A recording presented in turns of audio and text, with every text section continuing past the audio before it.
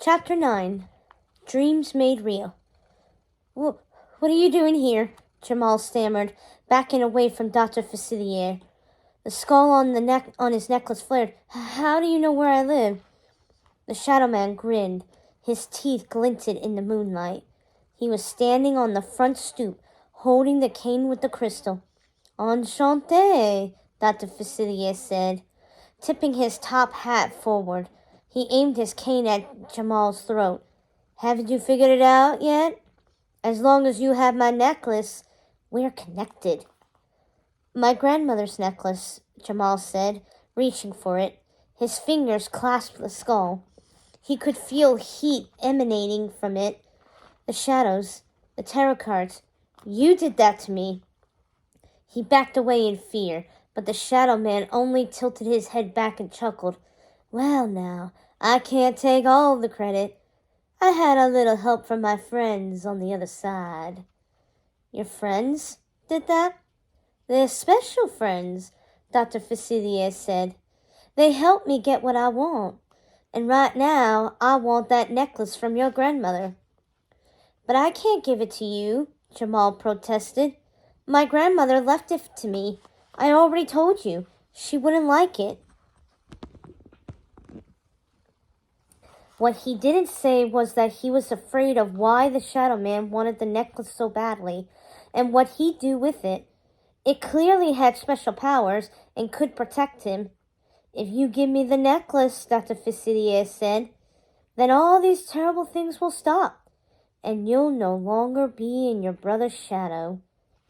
With that, he produced the third tarot card again. It was the one that represented Jamal's potential future, where he stood in the spotlight and his brother was the one in the shadows. Jamal stared at the card, feeling how much he wanted it. That's what you want, isn't it? Dr. Facilier said, seeing the expression on his face. To be out of the shadows for a change? I could do that for you.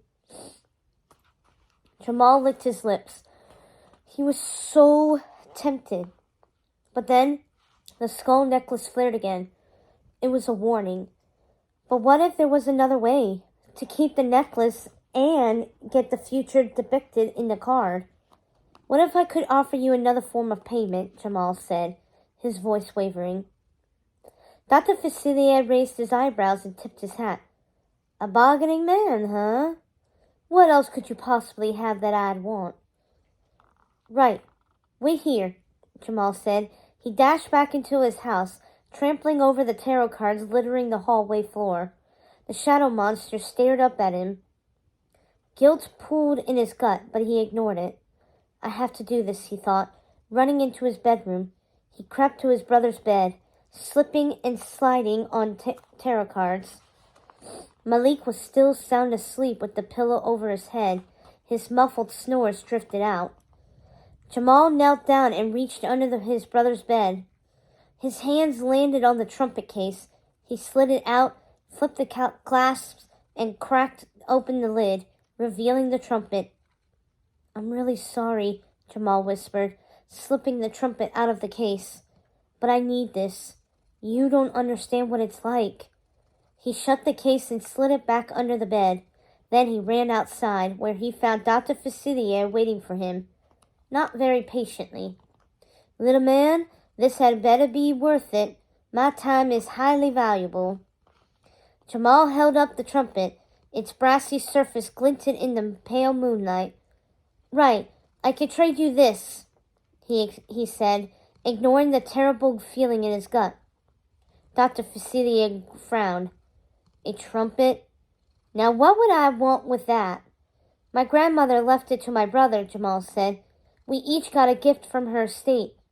It must be valuable. It's old and has been in my family for many generations. Valuable, you say? Dr. Facilier's lips twisted into a predatory grin. You said it had to be something of great importance and value to the dreamer. Jamal looked down in shame. Well, this trumpet counts. It's my brother's most prized possession, and he's very important to me. The Shadow Man's eyes shifted to Jamal's neck, where the skull necklace still glowed under his shirt. He seemed to be thinking it over. Jamal's heart raced. Was the Shadow Man going to refuse the deal? But then a sly look passed over the man's angular face. Fine, you have yourself a deal, Dr. Facilier said with the tip of his hat. The trumpet in exchange for this. He held up the tarot card with the promised future. Jamal nodded and handed over the trumpet. When he did it, the skull necklace flared, but it was too late. Dr. Facilier grinned in the moonlight and raised his hand, clutching the trumpet. Then he produced more purple dust from his pocket and blew it into the air. Wisps of purple smoke swirled, enveloping Jamal. The dolls materialized from the smoke, dancing around the Shadow Man. Were those his friends from the other side? They boogied in the moonlight to an exotic drumbeat and chanted strange incantations in a language Jamal had never heard before. Their button eyes locked onto him, sending a chill straight down his spine. As the Shadow Man cast his spell, images whirled around them.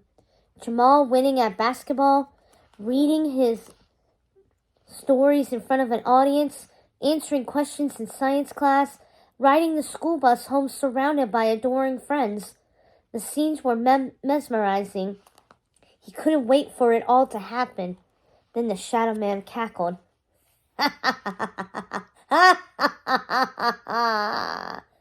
Enjoy your dream made real, he said, vanishing into a swirl of purple smoke with his troupe of creepy dolls. Jamal was left alone, standing on the front stoop, his heart hammered. The sun was just beginning to peek over the horizon. It was morning. He reached for the skull necklace. It was no longer glowing with reddish light now that the Shadow Man was gone. It felt cool. That was a relief. Maybe all his problems were solved after all. He hurried back into the house, and the hallway was clear. No tarot cards, no shadow monsters, no sign of the Shadow Man's curse. A smile crept over Jamal's face. He returned to his bedroom and slid into bed, elated. The images from his new future danced through his head to the beat of the Shadow Man and his friends, but they were immediately chased by guilt. His eyes darted to the case under his brother's bed. He felt sick to his stomach.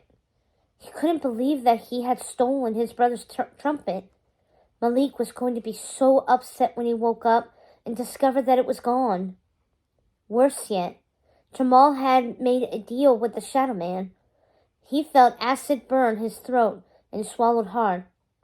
I had to do it, he whispered to himself. I didn't have a choice. The guilt lingered, eating at him and making him toss and turn. What had he just done? But he couldn't help feeling excited about the future the Shadow Man had promised him. The images from Dr. Facilier's spell swirled through his head. Didn't his brother love him? Wouldn't Malik want him to be happy for once?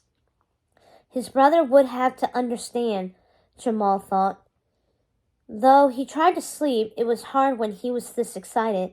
It was almost like Christmas Eve. He couldn't wait to wake up and see how different things were. Everything in his life was about to change. Everything.